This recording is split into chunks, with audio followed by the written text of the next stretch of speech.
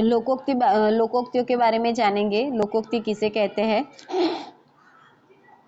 लोकोक्ति का शाब्दिक अर्थ के लोगों के द्वारा कही गई युक्ति यानी उसकी बातें। ये युक्तियां कथन लोग अपने अनुभव के आधार पर बनाते हैं। लोकोक्ति एक स्वतंत्र एवं पूर्ण वाक्य होता है। इसके प्रयोग से भाषा में रोचकता और सजीवता आती है। इसे कहावत भी कहते हैं।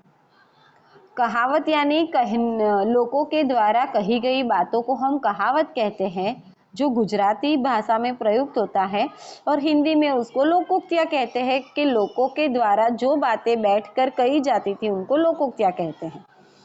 अंधा चाहे दो आंखें, जिसके पास जो चीज नहीं है उसे मिल जाना।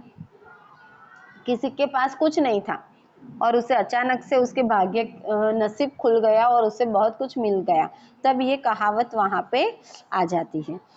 प्रताप को घर की चाह थी, उसे मिल गया, ठीक ही तो है, अंधा चाहे दो आंखें।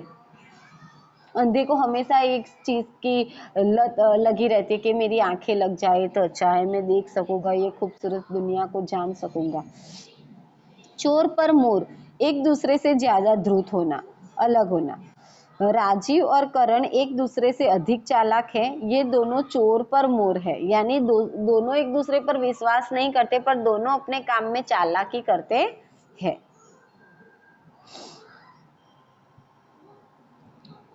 सोने पर सुहागा, अच्छी वस्तु में अतिरिक्त गुण होना। रहीम ईमानदार होने के साथ साथ परिश्रमी भी है, इससे कहते हैं सोने पर सुहागा। सोने पर सुहागा यानी एक चीज अच्छी मिली, उसके ऊपर दूसरी एक चीज अच्छी मिलना, उसे कहते हैं कि सोने पे सुहागा। खिसियानी बिल्ली खंभा नोचे, किसी बात पर लज्जित होकर क्रोध आना।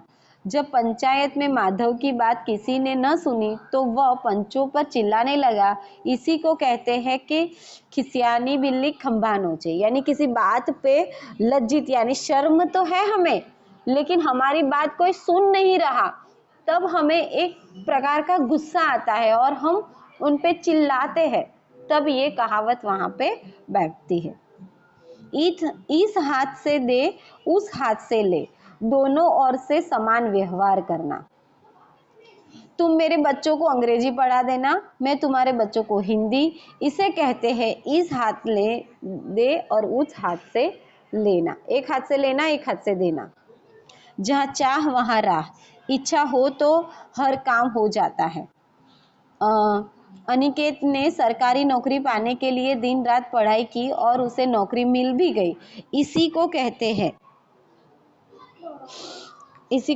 हैं कि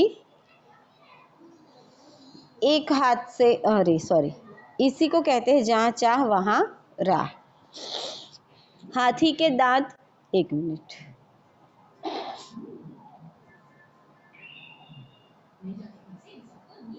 आधु तो इरेज ही नहीं थતું શું છે?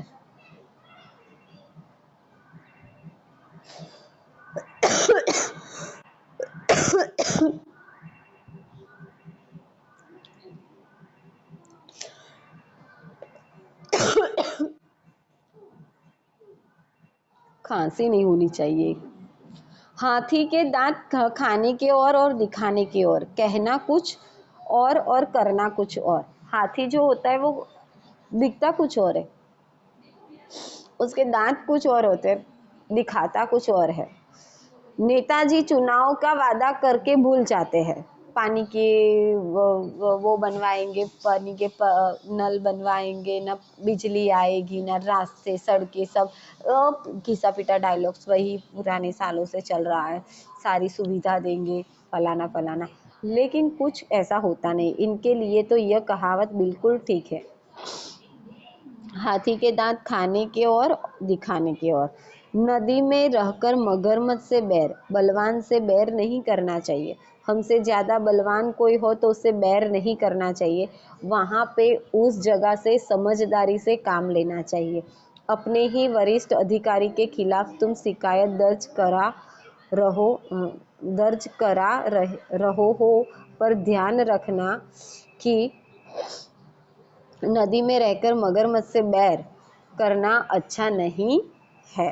अपने से ऊपरी कोई कर्मचारी होता है तो उसके ऊपर हम कोई कार्यवाही करें या उसकी शिकायत करें तो एक तरीके से वो अच्छा नहीं होता, वो गलत कहा जाता है। बिना बिना अपने मरे स्वर्ग नहीं दिखता। संघर्ष और परिश्रम के बिना कुछ सुख समृद्धि नहीं मिलती। तुम कब तक अपनी सहेलियों का इंतजार करके परीक्षा की तैयारी नहीं करोगी या नहीं करोगे? जानती नहीं कि बिना मरे स्वर्ग नहीं दिखता। हम बातें करते हैं कि स्वर्ग है, नर्क है, किसे पता मरने के बाद कि क्या है वास्तव में, और वो जानेगा भी सही नहीं। ये केवल शरीर जो है वो नाशवंत होता है, आत्मा तो हमारी अमर हो जाती है। कहावत के रूप में लिया गया कि बिना मरे स्वर्ग नहीं मिलता, वैसे ही मेहनत करे बिना हमें सफलता नहीं मिलती। फिर कोई भी बात हो, मेहनत करनी पड़ेगी, भागना पड़ेगा, पर उन सबके साथ साथ हमारा खुद का ध्यान भी रखना पड़ेगा। Second page.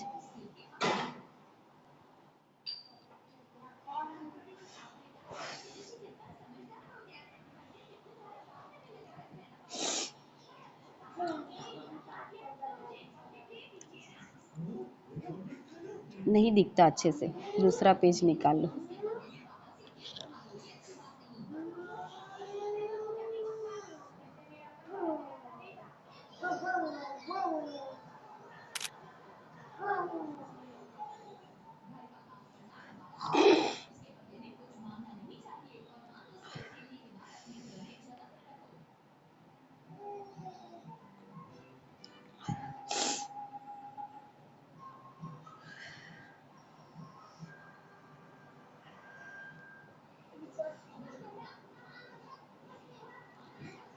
होनहार बीनवान के होत चित पात।